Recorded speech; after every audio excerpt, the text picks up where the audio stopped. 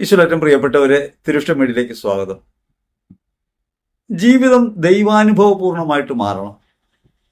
അപ്പോഴേ ദൈവത്തെ സ്തുതിക്കുന്നവരായി, ജീവിതം മുഴുവൻ ഒരു ആരാധനയായി അർപ്പിക്കുന്നവരായി നമുക്ക് ജീവിക്കാൻ പറ്റും. എന്നാൽ എങ്ങനെയാണ് ദൈവം പറയുന്ന കാര്യങ്ങൾ മനസ്സിലാകുക? ആ മനസ്സിലാകുന്ന കാര്യങ്ങളെ എങ്ങനെയാണ് സ്ഥിരീകരിക്കുക, ഉറപ്പിക്കുക എന്നതിനെ അടിസ്ഥാനപ്പെടുത്തിയാണ് ജീവിതാനുഭവങ്ങൾ നമുക്കുണ്ടാകുക. അപ്രകാരമായിത്തീരുമ്പോൾ മാത്രമേ ദൈവം പറഞ്ഞ വാക്കിനോട് പ്രത്യുത്തരിക്കുന്നവരായി ജീവിക്കാൻ നമുക്ക് പറ്റൂ. കേൾക്കുന്ന വാക്കുകൾ പ്രക്രിയാപരമായൊരു ഇടപെടലായി മാറുമ്പോൾ ജീവിതത്തിനകത്തെ ദൈവത്തെ അനുഭവിക്കാൻ നമുക്ക് കഴിയും. അല്ലെങ്കിൽ ദൈവാനുഭവം കേവലം പ്രാർത്ഥനാവേളയിലുള്ള അനുഭൂതികളായി മാത്രം നിൽക്കും. നമ്മൾ വിചാരിക്കുന്നത് പലപ്പോഴും ദൈവം നമ്മോട് സംസാരിക്കുന്നത് പ്രാർത്ഥിക്കാനിരിക്കുമ്പോൾ മാത്രമാണെന്നാണ്. അതുകൊണ്ട് ദൈവസ്വരം കേൾക്കാനിരിക്കുക എന്ന് നമ്മൾ പറയും. പ്രാർത്ഥിക്കുന്നത് നല്ലതാണ്. പ്രാർത്ഥിക്കുന്ന വേളകളിൽ ദൈവസ്വരം ശ്രവിക്കാൻ കാതുകൂർപ്പിക്കുന്നത് നല്ലതാണ്. ഉള്ളു തുറക്കുന്നത് നല്ലതാണ്. ദൈവം പറയുന്ന കാര്യങ്ങൾ കേൾക്കുന്നത് നല്ലതാണ്. ഇതൊന്നും മോശമാണെന്ന അർത്ഥത്തിലല്ല. പക്ഷെ ദൈവം അനുനിമിഷം നമ്മോട് സംസാരിക്കുന്നു. നമ്മുടെ ജീവിതത്തിൽ ഉടനീളം ദൈവത്തിന്റെ സ്വരം കേൾക്കാൻ നമുക്ക് കഴിയും.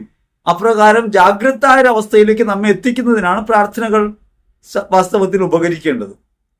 പ്രാർത്ഥന വഴി ഈ ദൈവിക ബന്ധത്തിനകത്ത് നിലനിൽക്കുമ്പോൾ ജീവിതത്തിൽ ഉടനീളം ദൈവസ്വരം ശ്രവിക്കാൻ നമുക്ക് കഴിയും. ദൈവസ്വരം ശ്രവിക്കുക എന്നത് എന്തിനെ സംബന്ധിച്ചും ദൈവിക ബോധ്യങ്ങൾ എന്ത് എന്ന ഒരു ആലോചന ദൈവവുമായി നടത്തുമ്പോഴാണ്. നാം എന്ത് കാര്യങ്ങളും ദൈവത്തോട് പ്രാർത്ഥിക്കുന്നു എന്ന് പറയുന്നത് പകുതി മാത്രമാണ്. ഒരു കാര്യം ദൈവത്തോട് ചോദിക്കുന്നു, ദൈവമേ തരണമേ. അതാണല്ലോ നമ്മുടെ പ്രാർത്ഥനയുടെ ഏറ്റവും പ്രധാനപ്പെട്ട ഭാഗം. അതല്ലാതെ ദൈവം സംസാരിക്കുന്നത് കേൾക്കാൻ, അല്ലെങ്കിൽ ദൈവമേ നീ എന്നോട് എന്താണ് പറയുന്നത്, ഞാൻ എന്താണ് ചെയ്യേണ്ടത് എന്ന് ചോദിക്കാൻ, ഇതാ കർത്താവിന്റെ ദാസൻ ദാസി എന്ന് പറഞ്ഞുകൊണ്ട് ദൈവത്തിന്റെ സന്നിധി നിൽക്കാതെ നമ്മൾ ചെയ്യാം. പ്രാർത്ഥനയ്ക്കൊക്കെ ചില ഉദ്ദേശങ്ങളുണ്ട്. ആ ഉദ്ദേശങ്ങൾ എന്താണ്? താൽക്കാലികമായ കാര്യങ്ങൾ നിറവേറി കിട്ടാൻ വേണ്ടിയാണ്, അല്ലെങ്കിൽ ഒരു ദൈവാനുഭവം ഉണ്ടാകണമെന്ന് ആഗ്രഹമാണ്. ദൈവാനുഭവത്തെ പലപ്പോഴും അനുഭൂതികളെ നമ്മൾ കെട്ടിയിട്ടിരിക്കുകയാണ്. അതുകൊണ്ട് നമുക്ക് യഥാർത്ഥത്തിൽ ദൈവാനുഭവം എന്ന തലത്തിലേക്ക് ഉയരാൻ പലപ്പോഴും കഴിയാതെ പോകും. ജീവിതത്തിനകത്താണ് ദൈവം പ്രവർത്തിക്കുന്നത്. ദൈവം രക്ഷിക്കുന്നു എന്ന വാക്കാണ് ക്രിസ്തു. അതൊരു പ്രക്രിയാപരമായ ഇടപെടലാണ്. ജീവിതത്തിലുടനീളം അത് അനുഭവിക്കാൻ കഴിയണം. അങ്ങനെ ദൈവസ്വരം കേൾക്കുന്നത് തിരിച്ചറിയാൻ ജീവിതത്തിനകത്ത് ഒരു സ്ഥിരീകരണം, ഒരു ഉറപ്പ് നമുക്കുണ്ടാകണം.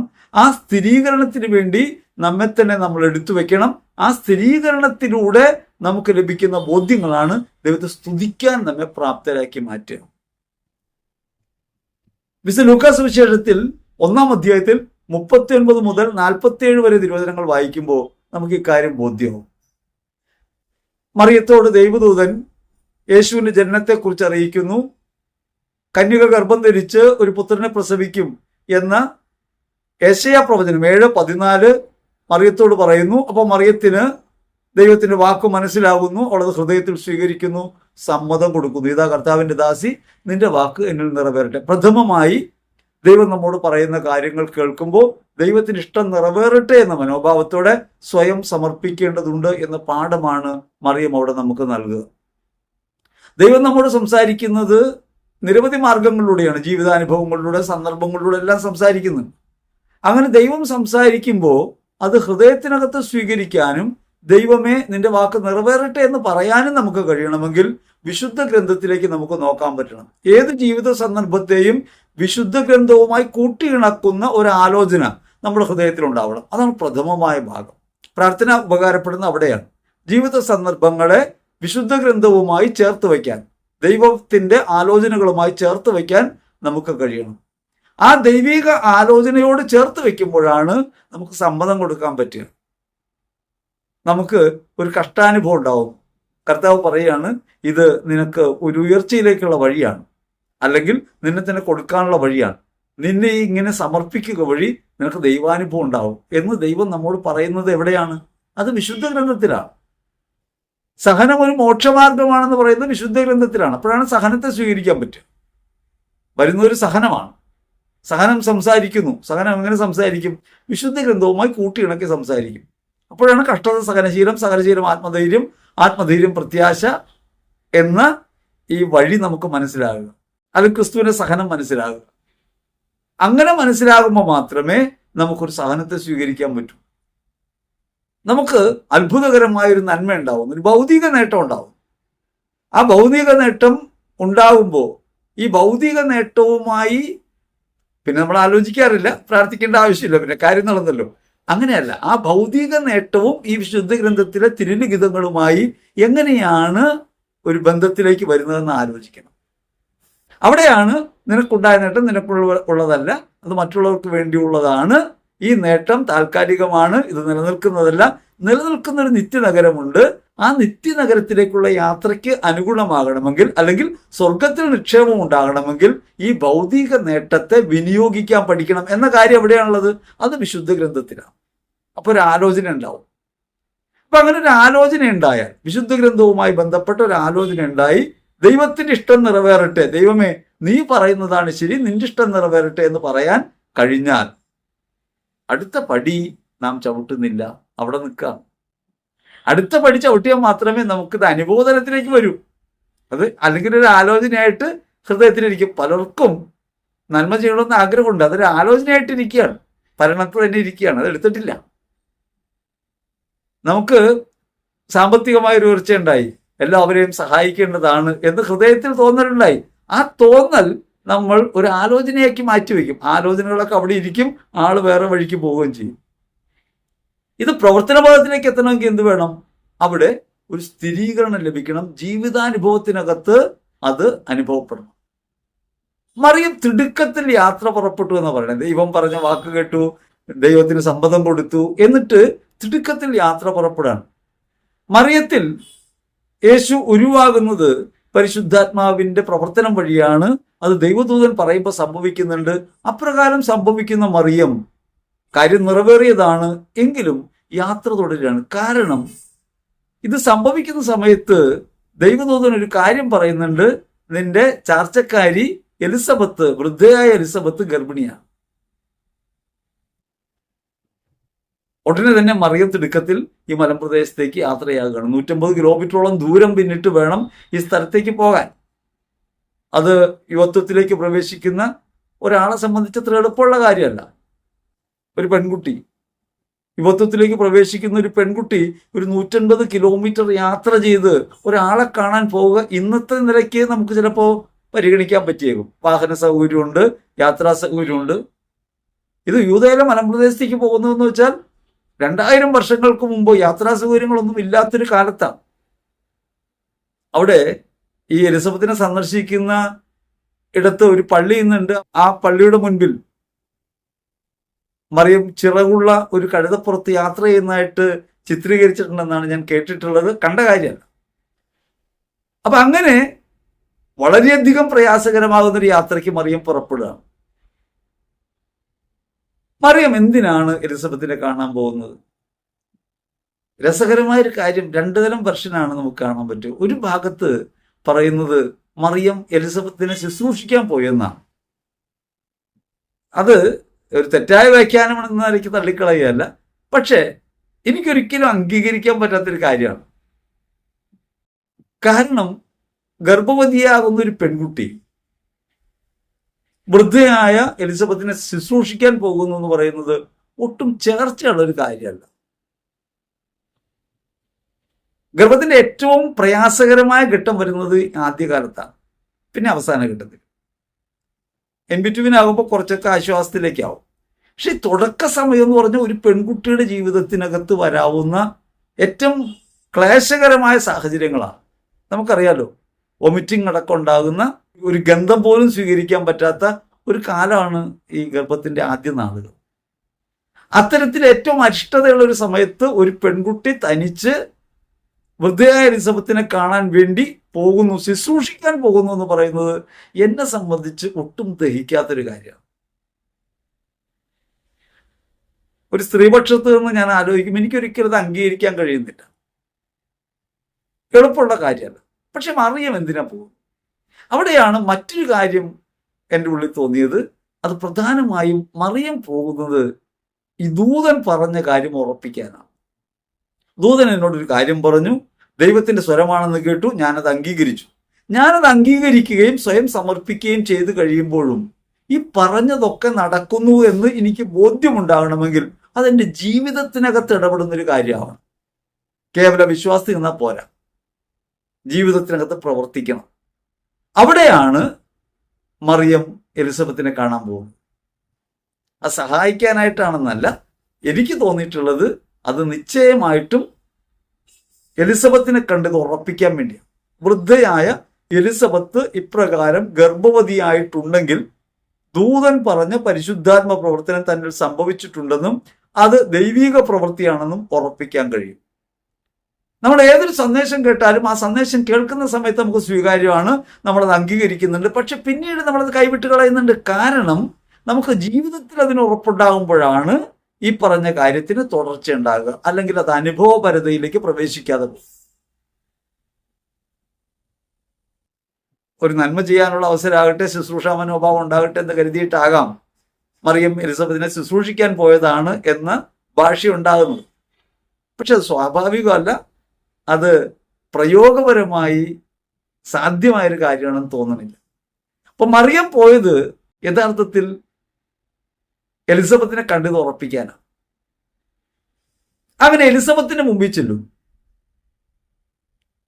എലിസബത്തിന് മുമ്പിൽ ചെല്ലുമ്പോ മറിയം ശ്രദ്ധിക്കുന്നത് എലിസബത്ത് ഗർഭിണിയാണോന്നാണ്. അപ്പൊ ഗർഭിണിയാണെങ്കിൽ നിശ്ചയമായിട്ടും പരിശുദ്ധാത്മാവ് തന്നിൽ പ്രവർത്തിച്ചിട്ടുണ്ട്, യേശുദനിൽ ഉരുവായിട്ടുണ്ട്. അങ്ങനെ വിചാരിക്കുന്ന മറിയം ചെന്ന് അഭിവാദ്യം ചെയ്യുമ്പോൾ തന്നെ എലിസബത്തിന്റെ ഉള്ളിൽ പരിശുദ്ധാത്മാവ് നിറയുന്നു. പരിശുദ്ധാത്മാവിനാൽ പ്രേരിതയായി എലിസബത്ത് ഉദ്ഘോഷിക്കുന്നു, എൻ്റെ കർത്താവിൻ്റെ അമ്മ, എന്നെ കാണാനുള്ള ഈ ഭാഗ്യം എനിക്ക് എവിടെ നിന്ന്? 150 കിലോമീറ്റർ ദൂരമുണ്ട്, 2000 വർഷം മുമ്പുണ്ട്, ഒരു വാർത്താ മാധ്യമ സാഹചര്യങ്ങളില്ലാത്ത കാലമാണ്, ആശയവിനിമയത്തിന് ഒരു സാധ്യതയില്ലാത്ത കാലമാണ്, 150 കിലോമീറ്റർ ദൂരത്താണ് യാത്ര. അങ്ങനെ 150 കിലോമീറ്റർ ദൂരെയുള്ള എലിസബത്ത് പരിശുദ്ധാത്മാവിനാൽ നിറഞ്ഞ് എൻ്റെ കർത്താവിൻ്റെ അമ്മ, എന്നെ കാണാനുള്ള ഈ ഭാഗ്യം എനിക്ക് എവിടെ നിന്ന് എന്ന് ചോദിക്കുമ്പോൾ മറിയത്തിന് ചോദ്യത്തിന് ഉത്തരം കിട്ടി, ജീവിതാനുഭവത്തിനകത്ത് ഉത്തരം കിട്ടി. രണ്ടാമത് എലിസബത്ത് മറിയത്തെ സ്തുതിക്കുന്നത് കർത്താവ് പറഞ്ഞ കാര്യങ്ങൾ നിറവേറും എന്ന് വിശ്വസിച്ചവൾ ഭാഗ്യവതി. കർത്താവ് ഇങ്ങനെ പറഞ്ഞു എന്ന് മറിയം പറഞ്ഞിട്ടില്ല, തനിക്കുണ്ടായ അനുഭവങ്ങളൊന്നും പങ്കുവച്ചിട്ടില്ല. പങ്കുവയ്ക്കാതെ തന്നെ എലിസബത്ത് പറയാണ് കർത്താവ് അരുൾ ചെയ്ത കാര്യങ്ങൾ നിറവേറുമെന്ന് വിശ്വസിച്ചവൾ ഭാഗ്യവതി. മറിയം ദൈവത്തെ സ്തുതിക്കുകയാണ്. എൻ്റെ ആത്മാവ് കർത്താവിനെ സ്തുതിക്കുന്നു, എൻ്റെ ചിത്തം രക്ഷകനായ ദൈവത്തിൽ ആനന്ദിക്കുന്നു. ഈശ്വരറ്റം പ്രിയപ്പെട്ടവരെ, നമ്മുടെ ജീവിതത്തിനകത്ത് നാം ദൈവിക ഇടപെടലിൻ്റെ അനുഭവങ്ങളിലേക്ക് എത്തിച്ചേരാത്തത് പലപ്പോഴും നമ്മൾ തടസ്സം നിൽക്കുകയാണ്. അല്ലെങ്കിൽ കേട്ട കാര്യങ്ങൾ വിശ്വസിക്കുന്നു എന്ന് പറയുമ്പോഴും അവയെ യഥാർത്ഥ രൂപത്തിലേക്ക്, പ്രയോഗ രൂപത്തിലേക്ക് എത്തിക്കാൻ അല്ലെങ്കിൽ പ്രയോഗപരമായി അനുഭവിക്കാനുള്ള ചുവടുവെപ്പുകളിൽ നമ്മൾ പലപ്പോഴും പിന്നോട്ടടിക്കുന്നുണ്ട്. എപ്പോഴാണ് നിന്നെ രക്ഷിക്കുന്ന, നിന്നെ സ്നേഹിക്കുന്ന, സമസ്തവും നിനക്ക് നൽകുന്ന, നിന്റെ പാപങ്ങൾ മോചിക്കുന്ന ഒരു ദൈവത്തെ നിനക്ക് അനുഭവിക്കാൻ പറ്റുക? നിന്റെ പാപങ്ങൾ മോചിച്ചിട്ടുണ്ട്, നിന്നോട് ക്ഷമിച്ചിട്ടുണ്ട് ദൈവം എന്ന് നിനക്കപ്പോഴാണ് മനസ്സിലാകും. നമ്മൾ ആലോചിച്ചിട്ടുണ്ട്? നമ്മൾ ഓരോരുത്തരോട് വ്യക്തിപരമായ ഹൃദയത്തോട് ചോദിക്കും. കുമ്പസാരം നടത്തുന്നവരാണല്ലോ നമ്മൾ. പ്രത്യേകിച്ച് ഇപ്പോൾ പ്രവൃത്തിരുന്നാളോടനുബന്ധിച്ച് ദേവാലയങ്ങൾ പ്രത്യേകമായി കുമ്പസാരത്തിന് അവസരം ഉണ്ടാവും. അപ്പോഴും കുമ്പസാരിക്കും. കുമ്പസാരിക്കുമ്പോൾ പാപം മോചിച്ചു എന്ന അനുഭവം ഉണ്ടോ? എപ്പോഴായിരിക്കും ആ അനുഭവം ഉണ്ടാകുക? സാധാരണഗതിയിൽ നമ്മളൊരു അനുഭൂതിപരമായ അനുഭവം ഉണ്ടായോ എന്നാണ് ആലോചിക്കുക. മനസ്സിനൊരു സമാധാനം ഉണ്ടായി, ദൈവം ക്ഷമിച്ചു എന്ന് വിശ്വസിച്ചു, ഇതൊക്കെ നടക്കും. പക്ഷെ ജീവിതത്തിനകത്ത് ദൈവം എന്നോട് ക്ഷമിക്കുന്നുവെന്നും എന്നോട് കരുണ കാണിക്കുന്നുവെന്നും എന്നെ സ്നേഹിക്കുന്നുവെന്നും മനസ്സിലാകുന്ന എപ്പോഴാണ്? ആ ഭാഗത്തേക്ക് നമ്മൾ പലപ്പോഴും പ്രവേശിക്കുന്നില്ല. അതുകൊണ്ടാണ് ജീവിതബന്ധിയല്ലാതെ വിശ്വാസം മാറിപ്പോകുന്നത്. വളരെ എളുപ്പത്തിൽ നിങ്ങൾക്ക് ലഭിച്ച പാപമോചനം യാഥാർത്ഥ്യമാണെന്ന് അനുഭവിക്കാനുള്ള ഒരു കാര്യം ഞാൻ പറയാം. നിങ്ങൾ നിങ്ങളുടെ ജീവിതത്തിലേക്ക് ഇറങ്ങുക. ആ ജീവിതത്തിനകത്ത് നിങ്ങളോട് തെറ്റ് കാണിച്ചവരോട് ഹൃദയപൂർവ്വം നിങ്ങൾക്ക് ക്ഷമിക്കാൻ കഴിയുമെങ്കിൽ, അവർ നിങ്ങളോട് കാണിച്ച അതിക്രമങ്ങളെ ഹൃദയപൂർവ്വം ക്ഷമിക്കാൻ കഴിയുമെങ്കിൽ, അവരെ കുറ്റപ്പെടുത്താത്ത രീതിയിൽ ആഴിയുടെ അഗാധതയിലേക്ക് പാപങ്ങൾ തള്ളിക്കളയുന്ന ദൈവത്തിന്റെ സ്നേഹം അനുഭവിച്ച് നിങ്ങൾ ഈ പ്രവൃത്തിയിലേക്ക് ഇറങ്ങുമ്പോൾ മാത്രമേ ക്ഷമ എന്താണെന്ന്, പാപക്ഷമ എന്താണെന്ന്, ദൈവം എങ്ങനെ നിങ്ങളെ സ്നേഹിക്കുന്നുവെന്ന് നിങ്ങൾക്ക് മനസ്സിലാവും. ഒന്ന് ശ്രമിച്ചു നോക്കാവുന്നതാണ്. നമ്മൾ നമ്മുടെ ജീവിതത്തിനകത്ത് കൗതാശികമായ അടയാളങ്ങളോട് സ്വീകരിക്കുന്ന പാപമോചനം ഒരു ജീവിത യാഥാർത്ഥ്യമായി, ജീവിതാനുഭവമായി മാറണമെങ്കിൽ നിങ്ങളോട് അതിക്രമം കാണിച്ച്, അക്രമം കാണിച്ച്, നിങ്ങളെ സ്നേഹിക്കാതെ പോയ, തിരസ്കരിച്ച്, നിങ്ങൾക്കെതിരായി മാറിയ ഒരാളോട് ഹൃദയപൂർവ്വം ക്ഷമിക്കുന്ന ഒരു ജീവിതത്തിലേക്ക് ചുവടുവെക്കാൻ നിങ്ങൾക്കാകുമെങ്കിൽ നിങ്ങൾക്ക് മനസ്സിലാകും എങ്ങനെയാണ് കർത്താവ് നിങ്ങളോട് ക്ഷമിക്കുന്നത്. അപ്പൊ മാത്രം അത് മനസ്സിലാവും. അതുകൊണ്ടാണ് സ്വർഗസ്ഥനായ പിതാവെ പ്രാർത്ഥിക്കുമ്പോൾ ഞങ്ങൾ ഞങ്ങളുടെ കടക്കാരോട് ക്ഷമിക്കുന്നത് പോലെ, ഞങ്ങളോട് തെറ്റ് ചെയ്തവരോട് ഞങ്ങൾ ക്ഷമിക്കുന്നത് പോലെ എന്ന് പറയുന്ന കാര്യം ഈ ഒരു പ്രവൃത്തി ചെയ്യുമ്പോൾ മാത്രമേ ദൈവത്തിന്റെ പാപക്ഷമ എന്താണെന്ന് നമുക്ക് മനസ്സിലാവൂ. ആരോടും ക്ഷമിക്കാതിരിക്കുന്ന ഒരാൾക്ക് ദൈവം ക്ഷമിച്ചു എന്ന വാക്ക് ഹൃദയത്തിൽ സ്പർശനമില്ലാതെ പോകും. ദൈവം എന്നോട് ക്ഷമിച്ചു എന്നതൊരു യാഥാർത്ഥ്യമാണ്, അത് ദൈവത്തിന്റെ സന്ദേശമാണ്. ക്രിസ്തുവിൽ പാപക്ഷമ കിട്ടി, ദൈവം എന്നെ സ്നേഹിക്കുന്നു എന്നത് യാഥാർത്ഥ്യമാണ്. പക്ഷെ അത് എനിക്ക് അനുഭവമാകണമെങ്കിൽ എൻ്റെ ജീവിതത്തിൽ ക്രിസ്തുവിനെ പ്രതി മറ്റുള്ളവരോട് ഹൃദയപൂർവ്വം ക്ഷമിക്കുന്ന, സ്നേഹിക്കുന്ന ഒരു അനുഭവം എനിക്ക് ഉണ്ടാവണം. അപ്പോൾ മാത്രമേ ദൈവം എന്നോട് ക്ഷമിച്ച അനുഭവം എനിക്ക് ഉണ്ടാവൂ. അതല്ലെങ്കിൽ നാം എപ്പോഴും ഈ കുറ്റബോധത്തിനകത്ത് തന്നെ കെട്ടപ്പെട്ട് കിടക്കും.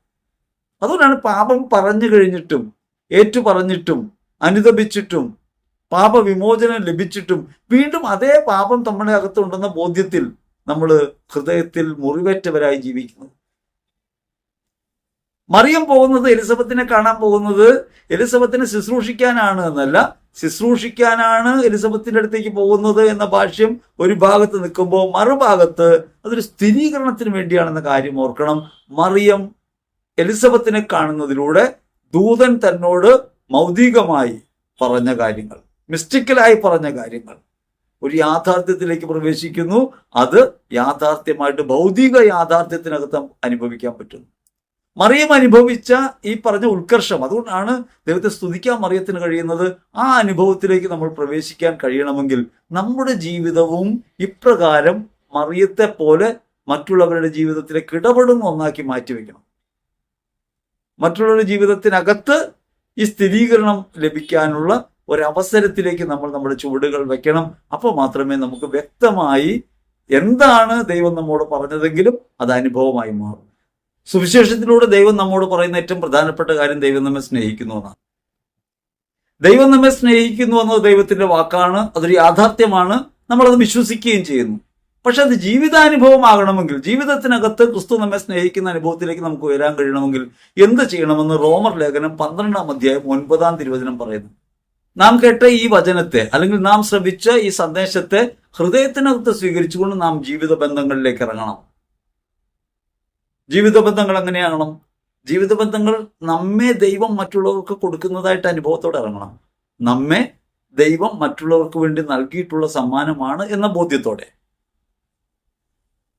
ഞാൻ എനിക്ക് വേണ്ടിയല്ലെന്നോ അവരിന് വേണ്ടിയാണെന്നോ ബോധ്യത്തോടെ ഇറങ്ങണം. അതുകൊണ്ട് നിങ്ങളുടെ സ്നേഹം നിഷ്കളങ്കമായിരിക്കണം, കളങ്കരഹിതമായിരിക്കണം. എന്താണ് കളങ്കരഹിതം? എന്താണ് നിഷ്കളങ്കമായ സ്നേഹം? നിഷ്കളങ്കമായ സ്നേഹം യഥാർത്ഥത്തിൽ അവനവൻ ഉപേക്ഷയുടെ കാര്യമാണ്. തിരികെ കിട്ടുമെന്ന് പ്രതീക്ഷിക്കാതെ, എന്തെങ്കിലും ഒരു ലക്ഷ്യമില്ലാതെ, കാരണം കൂടാതെ സ്നേഹിക്കാൻ പറ്റണം. നമ്മുടെയൊക്കെ സ്നേഹം കാരണമുള്ളതാണ്. ലഭ്യതകളെ സംബന്ധിച്ച്, സ്നേഹത്തെ സംബന്ധിച്ച് നമ്മെ സ്നേഹിക്കുന്നു എന്നതുകൊണ്ട് എന്തെങ്കിലും തിരികെ പ്രതീക്ഷിക്കാതെ സ്നേഹിച്ചാൽ നമ്മൾ അനുസരിക്കണം, നമ്മുടെ ഇഷ്ടങ്ങൾക്കൊത്താകണം, അവർ നമ്മെ സ്നേഹിക്കുന്ന അനുഭവം ഉണ്ടാകണം. ഇങ്ങനെ ഒരു താല്പര്യം വെച്ചുകൊണ്ടല്ലാതെ ഒരു സ്നേഹപ്രവൃത്തിയിലേക്ക് നമുക്ക് ഇറങ്ങാൻ പറ്റണം. ഇങ്ങോട്ടൊന്നും ലഭിക്കേണ്ടതില്ല, ഞാൻ കൊടുക്കാൻ വന്നതാണ് എന്ന ബോധ്യം എനിക്കുണ്ടാകണം. അങ്ങനൊരു ബോധ്യത്തോടെ നിങ്ങൾ മറ്റൊരാളെ സമീപിക്കുമ്പോൾ യഥാർത്ഥത്തിൽ സംഭവിക്കുന്നത് ദൈവത്തിന്റെ പരിശുദ്ധാത്മാവിന്റെ പ്രവർത്തനം അവിടെ സംഭവിക്കും. അയാളിലുള്ള ആത്മാവ് ജ്വലിക്കാനിടയാവും. എന്തുകൊണ്ടാണ് സ്നേഹം തണുത്തുറഞ്ഞു പോകുന്നത്, അല്ലെങ്കിൽ സ്നേഹാനുഭവങ്ങൾ നഷ്ടമായി പോകുന്നത്?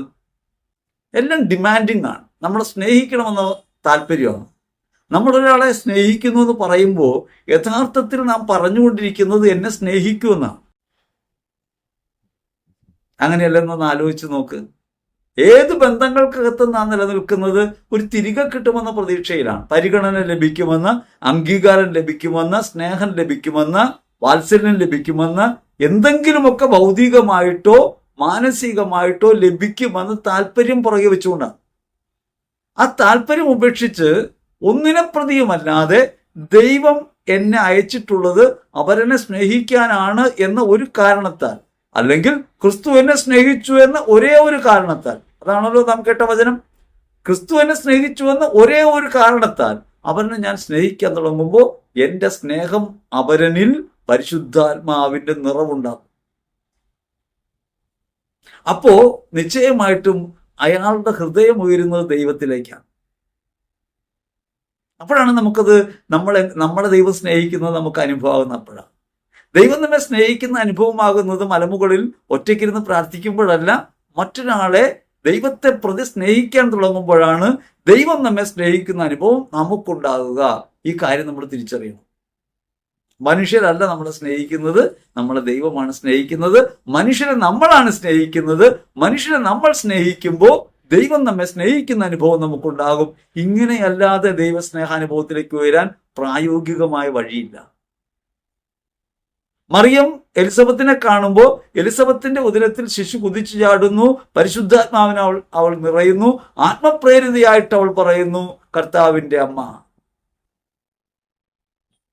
അപ്പോ മറ്റൊരാൾ ദൈവത്തെ അനുഭവിക്കുകയും അയാൾ സ്നേഹം അനുഭവിക്കുകയും, സ്നേഹമാണല്ലോ ദൈവം, സ്നേഹം അനുഭവിക്കുകയും ദൈവം നമ്മെ സ്നേഹിക്കുന്നത് നാം അനുഭവിക്കുകയും ചെയ്യും. അങ്ങനെ സ്നേഹത്തിന്റെ പൂർണ്ണത ഒരു അനുഭവമായി നമ്മുടെ ജീവിതത്തിൽ ഉണ്ടാവുകയും ചെയ്യും.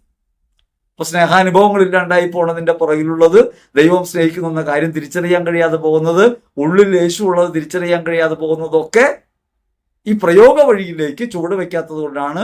ഒരു സ്ഥിരീകരണത്തിനായി നമ്മുടെ ജീവിതത്തിനകത്ത് നാം കേട്ട സന്ദേശത്തിന്റെ വെളിച്ചത്തിൽ സ്ഥിരീകരണത്തിനായി നാം ഇടപെടാത്തത് കൊണ്ടാണ് നമ്മുടെ ജീവിതം അങ്ങനെ കാഴ്ചവെക്കാൻ നമുക്ക് കഴിയുമ്പോൾ മാത്രമേ നമുക്ക് നന്മയെ മുറുകെ പിടിക്കാൻ പറ്റൂ, തിന്മയെ ദ്വേഷിക്കാൻ പറ്റൂ. എന്താണ് നന്മ? സ്വന്തം താല്പര്യമില്ലാതെ മറ്റുള്ളവർക്ക് വേണ്ടി ആയിത്തീരുമ്പോൾ നന്മ എന്ന് പറയാം. സ്വന്തമായി ഒരു താല്പര്യമില്ലാതെ, ഒന്നിനെക്കുറിച്ചും താല്പര്യമില്ലാതെ, ഒന്നും നേടാൻ വേണ്ടി അല്ലാതെ സ്നേഹിക്കുമ്പോൾ നന്മയാണ്, കരുണ കാണിക്കുമ്പോൾ നന്മയാണ്, എന്ത് ചെയ്യുമ്പോഴും നന്മയാണ്.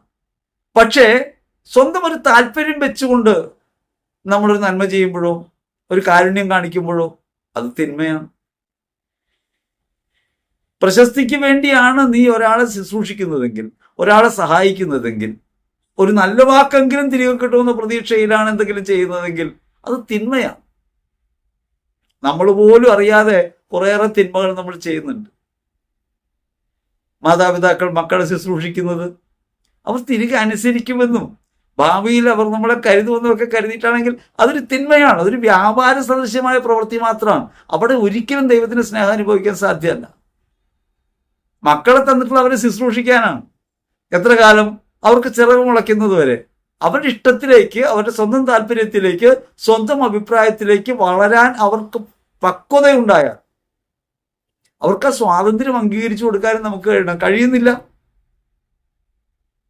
വിവാഹിതരായ മക്കളെപ്പോലും കൂച്ചുബലം കിടന്ന മാതാപിതാക്കന്മാർ നമ്മുടെ ഇടയിലുണ്ട്. നിരന്തരം ശല്യമായി അവരുടെ ജീവിതത്തിൽ ഇടപെടുന്നവർ. നമ്മുടെ ജീവിതം വഴി അവർക്ക് കാട്ടിക്കൊടുത്ത മാതൃകയല്ലാതെ അരയിൽ ചരട് കെട്ടി അവരെല്ലാം നമ്മുടെ ഇഷ്ടത്തിനും തുള്ളണം എന്ന് നമ്മൾ പറയാൻ തുടങ്ങുമ്പോൾ നമ്മളവരെ സ്നേഹിക്കുന്നു എന്നാണ് നമ്മൾ പറയുന്നത്. പക്ഷെ നാം ചെയ്തുകൊണ്ടിരിക്കുന്ന ഒരു തിന്മയാണ്. നാം അവരെ അടിമപ്പെടുത്തുകയാണ്, ആധിപത്യം പുലർത്തുകയാണ്. ക്രിസ്തു പറഞ്ഞിട്ടുണ്ട്, ആരുടെ മേലും ആരും ആധിപത്യം പുലർത്തരുത്. അപ്പൊ തിരിച്ചറിയണം, നന്മ കൊണ്ട് ജയിക്കണം. നന്മ എന്താണ്? സ്വയം ഉപേക്ഷയുടെ, ഒരു താല്പര്യവും വ്യക്തിപരമായി അതിൽ നിന്ന് എന്തെങ്കിലും ആർജിച്ചെടുക്കാമെന്ന ഒരു കരുതലുമില്ലാതെ നമ്മൾ പ്രവർത്തിക്കുമ്പോഴാണ് നന്മയായിട്ട് മാറുക. എന്തെങ്കിലും തിരിച്ചു കിട്ടുമെന്ന പ്രതീക്ഷയാണ് ജീവിത പ്രയോഗങ്ങളുടെ പിന്നിലുള്ളതെങ്കിൽ ബന്ധങ്ങൾക്കകത്ത് നാം സൂക്ഷിക്കുന്നതെങ്കിൽ അത് തിന്മയാണ്. അതുകൊണ്ട് നന്മയെ മുറുകെ പിടിക്കണം. നന്മ സ്വയമുപേക്ഷയാണ്, ക്രിസ്തു സ്നേഹത്തിൽ നിലനിൽക്കലാണ്, അവനവനെ മറ്റുള്ളവർക്ക് കൊടുക്കലാണ്, തിരികെ കിട്ടുമെന്ന പ്രതീക്ഷയില്ലാതെ ജീവിക്കലാണ്. ബന്ധങ്ങൾക്കകത്തൊരു സാഹോദര്യ ഭാവന ഉണ്ടാകണം. സാഹോദര്യ ഭാവന ഉണ്ടാവുന്നത് എങ്ങനെയാണ്? നമ്മൾ സാധാരണ വിചാരിക്കുന്നത് നമ്മുടെ മാതാപിതാക്കൾ, ഒരേ അമ്മയിൽ നിന്ന് ജനിച്ചവർ, സഹോദരങ്ങൾ, അങ്ങനെയാണല്ലോ. നമ്മളെല്ലാത്തിനും അളവ് വെച്ചിട്ടുണ്ട്, നിയന്ത്രണ രേഖകൾ വെച്ചിട്ടുണ്ട്. പിതാവായ ദൈവത്തിൽ നമ്മൾ മക്കളാണെന്ന് പറയുമ്പോൾ, യേശുവിന്റെ സാഹോദര്യത്തിലേക്ക് വരുമ്പോൾ നമ്മളെല്ലാം സഹോദരർ. അതുകൊണ്ട് സഹോദര സ്നേഹം എന്നൊന്നുണ്ടാകും. ആ സഹോദര സ്നേഹം എങ്ങനെയുള്ളതാണ്? മറ്റുള്ളവർക്ക് വേണ്ടി ആയിത്തീരലാണ് സഹോദര സ്നേഹത്തിന്റെ പ്രവൃത്തി. ഒരുവന്റെ വീഴ്ചയിൽ താങ്ങുന്നവനായി മാറുമ്പോൾ അതാണ് സാഹോദര്യത്തിലൂടെ വെളിപ്പെടുന്നത്. അടുത്തു നിൽപ്പോരനുജനെ നോക്കാൻ അക്ഷികളില്ലാത്തവർക്ക് അരൂപനീശ്വരൻ അദർശ്യനായാൽ അതിലെന്താശ്ചര്യം ഉള്ളൊരു പാടാണ്. അടുത്തു നിൽക്കുന്നവരിൽ ഈ സഹോദരനെ കാണാൻ കഴിയുന്ന സഹോദര സ്നേഹത്തിന്റെ ജ്വലനം ഉണ്ടാകുന്നില്ലെങ്കിൽ പിന്നെ അദർശ്യനായ ദൈവത്തെ എങ്ങനെ കാണാൻ കഴിയും? നാം തിരിച്ചറിയേണ്ടതുണ്ട്, നമ്മുടെ ജീവിതത്തിനകത്ത് ദൈവികമായ ബന്ധം അനുഭവിക്കാൻ കഴിയണമെങ്കിൽ, ക്രിസ്തുവിന്റെ സാഹോദര്യം അനുഭവിക്കാൻ കഴിയണമെങ്കിൽ, സാഹോദര്യം ഉള്ളതാണ്, യേശുവിൽ പ്രഖ്യാപിക്കപ്പെട്ടതാണ്, നമുക്ക് നൽകപ്പെട്ടതാണ്. പക്ഷേ അനുഭവിക്കാൻ കഴിയണമെങ്കിൽ സഹോദരനെ ക്രിസ്തുവിനെ പ്രതി സ്വീകരിക്കുന്നവരായി സാഹോദര്യത്തിലേക്ക് വരാൻ നമുക്ക് പറ്റണം. അതുകൊണ്ടാണ് കവി പാടിയത്, വീണപ്പോൾ താങ്ങിയ അപരിചിതൻ നിന്നിലുള്ള സംശയം തീർത്തു തന്നില്ലേ. ദൈവമാരാണെന്ന ചോദ്യത്തിന് വളരെ എളുപ്പത്തിൽ പറയാവുന്ന കാര്യമാണ്, വീണപ്പോൾ താങ്ങിയ അപരിചിതൻ നിന്നിലുള്ള സംശയം തീർത്തു തന്നില്ലേ.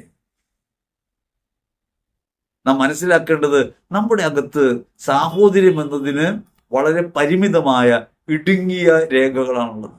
വിശാലമായൊരു ബോധ്യത്തിൽ ദൈവപിതാവിന്റെ മക്കളെന്ന നിലയ്ക്ക് സകല മനുഷ്യരെയും സ്നേഹിക്കുന്ന ബോധ്യത്തിൽ സാഹോദര്യത്തിലേക്ക് വരാൻ നമുക്ക് കഴിയുന്നില്ല. അങ്ങനെ ഉയരാൻ കഴിയേണ്ടതുണ്ട്. അപ്പോഴാണ് പരസ്പര ബഹുമാനം ഉണ്ടാകുക, അവരെന്നെ ബഹുമാനിക്കുക. ഞാൻ ദൈവത്തിന്റെ മകനാണെന്ന് ഞാൻ വിശ്വസിക്കുന്നു, അവരും ദൈവത്തിന്റെ മകനാണെന്ന് വിശ്വസിക്കുമ്പോഴാണ് എനിക്ക് അയാളെ ബഹുമാനിക്കാൻ പറ്റുക. ഞാൻ ബഹുമാനിച്ചില്ലെങ്കിൽ ആരെ ഞാൻ അപമാനിക്കുക? ഞാൻ ദൈവത്തെയാണ്. അതുകൊണ്ട് ഓരോരുത്തരെയും മാനിക്കാൻ പറ്റുക. ഞാൻ എന്നെ അല്ല മാനിക്കേണ്ടത്. എൻ്റെ മുൻപിൽ ദൈവത്തിന്റെ മകനും മകളുമായിട്ടുള്ള ആളെ എനിക്ക് മാനിക്കാൻ കഴിയുന്നില്ലെങ്കിൽ ഞാൻ ശരിക്കും പറഞ്ഞാൽ അപമാനിക്കുന്നത് ദൈവത്തെയാണ്. നമ്മൾ മറ്റുള്ളവരുടെ മേലെ അധികാരം പ്രയോഗിക്കുന്നതും മറ്റുള്ളവർ ഇടിച്ചു താഴ്ത്തുന്നതും അപമാനിക്കുന്നതും ഒക്കെ ചെയ്യുന്ന പ്രവൃത്തി എന്താ? വാസ്തവത്തിൽ ദൈവപിതാവിന്റെ മക്കളായ അല്ലെങ്കിൽ യേശുവായ അവരെന്നെ ഞാനിങ്ങനെ ഇടിച്ചു താഴ്ത്തുന്നു, അപമാനിക്കുന്നു, ബഹുമാനിക്കാതെ പോകുന്നു. ഓരോ ചെറിയ മനുഷ്യനും, ഏറ്റവും നിസ്സാരനെന്ന് കരുതപ്പെടുന്നവൻ പോലും ഇപ്രകാരം ക്രിസ്തുവാണെന്ന് തിരിച്ചറിയാൻ കഴിയുമ്പോഴാണ് അവരെന്നെ ബഹുമാനിക്കുന്ന പ്രവൃത്തിയിലേക്ക് നമുക്ക് വരാൻ പറ്റും. അപ്പൊ സാഹോദര്യം എന്ന ബന്ധത്തിലേക്ക് വരാൻ പറ്റണം. അവരെ ബഹുമാനിക്കുന്ന പ്രവൃത്തി എന്നിൽ നിന്നുണ്ടാകണം.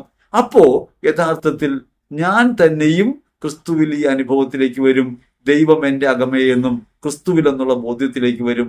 അങ്ങനെയാണ് എനിക്ക് ക്രിസ്തുവിനെ അനുഭവിക്കാൻ പറ്റുക.